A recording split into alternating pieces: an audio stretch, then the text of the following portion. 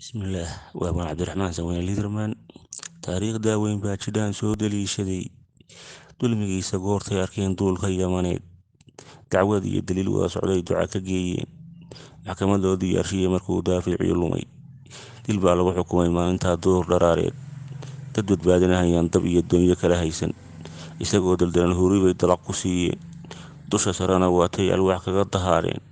Mawjadaha dabadooda iyo dibadda loo xoor. Isagoo dalkiisii ka yimid kiisna daba joogo. Dilin dilo. Dabayluhu waxay soo dawadiyaanba. Allaa diline xeebaha dalka daadkii soo dhigay. Toobad buu ahaa maalintuu dayrka soo galay. Dalka niman u dhalan buu ahaayoo dareen qaba. Geedaha dushooduu koray oo doorka jiibsaday. Isagoo dayacan bay u timid doombiro u boqor. Digniintii ka bixisuu u yimid daacigii dhalay. Duqa soo deg waatuu ku yidhi duulgo baan nahay. Dar ilaahay bay u caawiyeen diirka aadami. Ka dabiibe daalkii jirkiiyo diiftii uu qabay. Degenaanshihii iyo amniguu doonayuu helay oo durba magacii waatuu bedelay idina daarood.